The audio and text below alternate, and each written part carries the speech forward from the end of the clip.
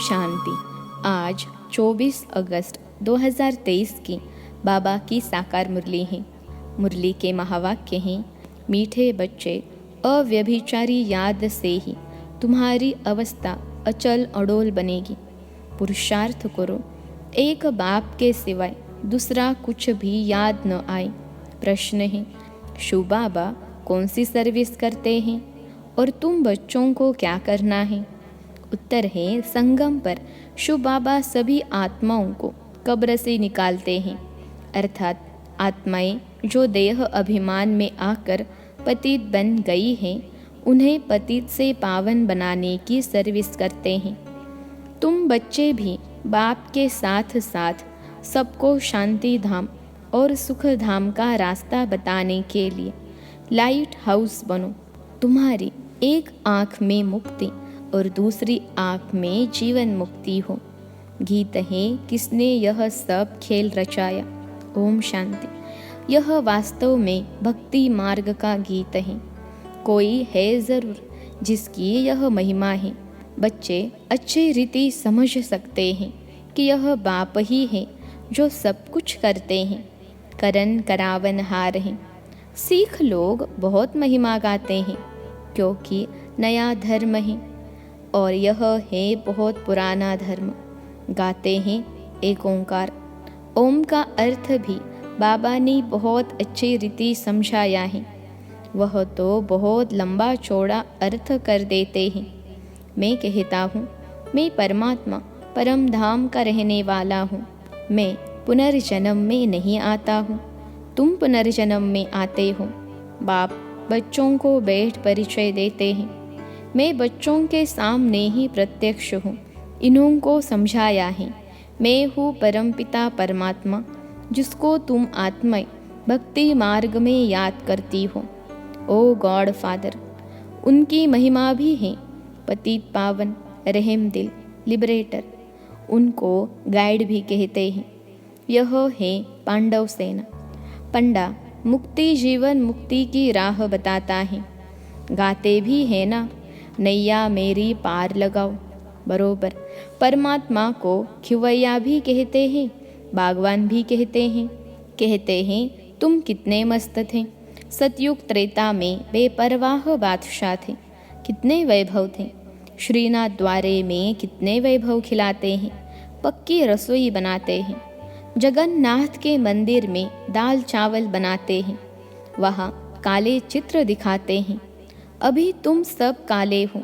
श्रीनाथ द्वारे में बहुत फर्स्ट क्लास चीज़ें बनती हैं। फिर जो श्रीनाथ को भोग लगाते हैं वह पुजारियों को मिलता है, वह फिर दुकान में बेचते हैं। उससे शरीर निर्वाह होता है। तुम बच्चे तो स्वर्ग के मालिक बनते हो। वहाँ जो वैभव तुम खाते हो वह दास दासियाँ भी खाते हैं। 36 प्रकार के वैभव बनते हैं। इतने तो खा नहीं सकेंगे तो फिर दास दासियाँ खाते हैं, परंतु इसमें ही खुश नहीं होना है। राजधानी तो सारी बननी है। तुम वहाँ बहुत मौज में रहेंगे। वर्ल्ड ऑलमाइटी अथॉरिटी का स्थापन किया हुआ स्वर्ग का राज्य भाग्य तुम बच्चों को मिलता है। कहते हैं ज्ञान, भक्ति, वैराग्य। अब वैराग्य 2 प्रकार का होता है। सन्यासियों का है हद का वैराग्य। घर बार छोड़ जाकर जंगल में बैठते हैं, फिर वह गुप्त मदद करते हैं, भारत का बहुत फ़ायदा करते हैं। जैसे विनाश के लिए कहा जाता है, इनसे स्वर्ग के गेट खुलते हैं, वैसे यह भी पवित्रता की मदद करते हैं। इसलिए ड्रामा में उन्होंने महिमा है। बाप कहते हैं यह ज्ञान प्राय लोप हो जाता है तो उनका है हद का वैराग्य, तुम्हारा है बेहद का। तुम्हें बेहद का बाप वैराग्य दिलाते हैं। व्यवहार में रहते सिर्फ बुद्धि से भूलना है। यह तो पुराना शरीर है। अब 84 जन्म पूरे हुए। देह सहित देह के सब धर्मों सर्व संबंधों को भूलना है। अपने को देही समझना है। वह तो कह देते कि आत्मा निर्लेप है, कुछ भी खाओ पियो, लेप छेप नहीं लगता। अनेक मत मतांतर हैं, कैसी रस्म रिवाज हैं, जिसने जो मत चलाई चल पड़ती है। जैसे यहाँ कोई आदि देव को महावीर कहते हैं, महावीर फिर हनुमान को भी कहते हैं। वास्तव में तुम सब महावीर महावीरनिया हो, जो माया पर जीत पाते हो, श्रीमत पर पुरुषार्थ करते हो। तुमको अपनी अवस्था ऐसी रखनी है जैसे अंगद को रावण हिला नहीं सका। तुम महावीर को भी भल कितना भी माया का तूफान लगे, परंतु हिलना नहीं है।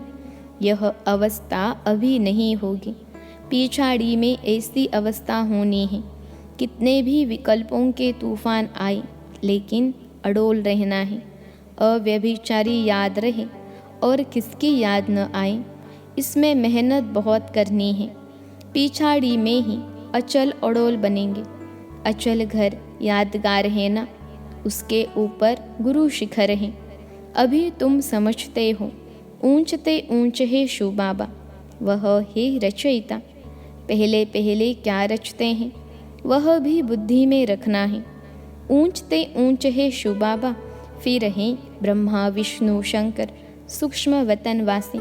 विष्णु को 4 भुजाएं क्यों देते हैं? इससे यह प्रवृत्ति मार्ग सिद्ध होता है। तुम्हारा है प्रवृत्ति मार्ग, ब्रह्मा द्वारा स्थापना कराते हैं। ब्राह्मण धर्म ही ऊंचते ऊंच, देवताओं से भी तुम ऊंच हो, क्योंकि तुम सर्विस करते हो। दैवी धर्म की स्थापना कर फिर तुम विश्व के मालिक बनते हो। ऊंचते ऊंच है एक बाप अथवा महिमा लायक एक ही शिव बाबा है, दूसरा न कोई। बर्थडे एक शिव बाबा का ही मुख्य है, बाकी तो कोई सर्विस नहीं करते। लक्ष्मी नारायण भी प्रारब्ध भोगते हैं। अभी तो सबकी कयामत का समय है। पहले पहले भक्ति भी शुरू होती है एक बाप की, वह है अव्यभिचारी भक्ति। अभी तो बिल्कुल व्यभिचारी बन गए हैं। तुम शिव बाबा से लेकर सभी के ऑक्यूपेशन को जानते हो। अभी तुम प्रैक्टिकल में बाबा के पास बैठे हो, जानते हो कि हम फिर से भारत को स्वर्ग बना रहे हैं। जो बनते हैं वही फिर राज्य करेंगे। फिर वहाँ लक्ष्मी नारायण की डिनेस्टी चलती है, फिर राम की। अब उनकी क्या पूजा करें? उनको तो नीचे उतरना ही है, प्रारब्ध भोग पूरी की। बस तुम ही पूज्य से पुजारी बनते हो। तुम जानते हो कि भक्ति मार्ग में क्या होता है, 63 जन्म कैसे लेते हैं। अभी तुम ब्राह्मण हो, फिर ब्राह्मण से देवता, क्षत्रिय, वैश्य, शूद्र वर्णों में आएंगे। यह ड्रामा अनादि बना हुआ है, कोई रोक नहीं सकता। बाजोली खेली जाती है ना, तीर्थों पर बाजोली खेलते जाते हैं। आगे बाजोली का बड़ा प्रभाव था, अभी तो अनेकानेक मतें निकल पड़ी हैं। सिवाय एक बाप के और कोई मुक्ति जीवन मुक्ति दे नहीं सकता। अब तुम्हारी एक आँख में है मुक्ति, दूसरी आँख में है जीवन मुक्ति। बुद्धि कहती है हम लाइट हाउस हैं, तुम हो मनुष्यों को रास्ता दिखाने वाले लाइट हाउस। पहले पहले जाना है स्वीट होम, अभी नाटक पूरा होना है। तुम बच्चे जानते हो कि यह सच्ची गीता आदि क्यों बनाते हैं। जो कच्चे हैं वह पढ़कर पक्के बने, बाकी तो यह सब खत्म हो जाने हैं, फिर वही गीता आदि निकलेगी। गीता का एक श्लोक उठाकर उसका अर्थ करते जाते हैं। गीता में तो है भगवानुवाच, गीता भगवान ने सुनाई थी, परंतु समझते नहीं हैं। बाप कहते हैं मैं इन शास्त्रों से नहीं मिलता हूँ। जब भक्ति पूरी होती है तब मैं आता हूँ। ज्ञान है दिन, भक्ति है रात। आधा कल्प है रावण का राज्य। रावण देखने में नहीं आता है, बुद्धि से समझ सकते हैं। इनमें काम का भूत, क्रोध का भूत है। यह अशुद्ध अक्षर सतयुग में काम नहीं आते। यहाँ तो एक दो को गाली देते रहते हैं। यह सब बातें सतयुग में नहीं होती। अभी तुम समझते हो बाप पतित पावन स्वर्ग का रचयिता है। स्वर्ग रचकर फिर अपने को छिपा लेते हैं। इनको कोई भी जान नहीं सकता। भले शिव का चित्र है, परंतु पता कुछ भी नहीं। शिव बाबा कब आया, कैसे आया, ब्रह्मा विष्णु शंकर का क्या राज है, वह कहाँ रहते हैं। लक्ष्मी नारायण को सतयुग में इतनी ऊंच राजाई कैसे मिली, कलयुग में तो है नहीं, कैसे वह राजाई पाते हैं, यह अब तुम समझते हो। बच्चों को बाप से अच्छी रीति पढ़कर फिर औरों को पढ़ाना है। बाप सभी बच्चों को कहते हैं कि मेरे सिखिलते बच्चे, ओ मेरे सालीग्राम, मैं इस शरीर में आकर तुमको समझाता हूँ। इस ब्रह्मा का तन लिया हुआ है। ब्रह्मा से ब्राह्मण पैदा होते हैं और कोई सत्संग में ऐसे कोई मना नहीं होती है। यहाँ मना करते हैं, विष पर ही झगड़े होते हैं, जिसके लिए ही बाप कहते हैं यह विष आदि मध्य अंत दुख देते हैं। यह है नंबर 1 दुश्मन। इस काम महाशत्रु को जीतो, जिसने तुमको आदि मध्य अंत दुख दिया है। इसलिए कहते हैं पतित पावन आओ। जानते हैं हम पतित हैं, तब तो जाकर पावन के आगे माथा टेकते हैं। पवित्रता की कशिश होती है, इसलिए उन्हों का मर्तबा रखते हैं। वह भी समझते हैं हमारे जैसा ऊंच भारत में कोई है नहीं। उन्हों को भी तुम शक्तियों ने बाण मारे हैं। अगर स्थूल बाणों की बात होती तो ऐसे थोड़े ही कहते कि परमपिता ने बाण मरवाए हैं। यह है ज्ञान के बाण। तुम हो ब्रह्मा कुमारियाँ, वह फिर ब्रह्म कुमारियाँ कह देते हैं। कहते हैं ब्रह्म ही भगवान है। बाप कहते हैं यह तुम्हारा भ्रम है। अब तुम्हारे पास सन्यासी लोग भी बहुत आते हैं। बड़े बड़े आदमी सन्यासियों के पास जाते हैं, बोलते हैं महात्मा जी चलिए हम आपको भोजन खिलाएं। बहुत उन्हों की खातिरी करते हैं। पवित्रता की निशानी है ना। आजकल तो कई डाकू भी सन्यासी का वेश धारण कर लेते हैं। तुम तो बिल्कुल साफ हो और तुम हो भी राज ऋषि। अभी तुम ऊपर से नीचे तक समझ गए हो। जानते हो हम सो देवता लक्ष्मी नारायण बन प्रारब्ध भोगते हैं। आधा कल्प बाद फिर जब और धर्म आते हैं तब लड़ाइयाँ आदि लगती हैं। यह भी सब ड्रामा में है। तुम मूल वतन, सूक्ष्म वतन, स्थूल वतन, सृष्टि के आदि मध्य अंतों को जानकर नॉलेजफुल बन गए हो। चक्रों को भी जान लिया है। चक्रवर्ती राजा बनने के लिए भारत में डबल सिरताज राजा रानी यह लक्ष्मी नारायण ही थे। सिंगल ताज वाले उन्हों को नमन करते हैं। पवित्रता की ताकत थी। सतयुग में वाइसलेस संपूर्ण निर्विकारी थे। गाते भी हैं सर्वगुण संपन्न। यह क्यों गाते हैं? खुद पुजारी विकारी हैं। भारत पर ही सारा खेल है।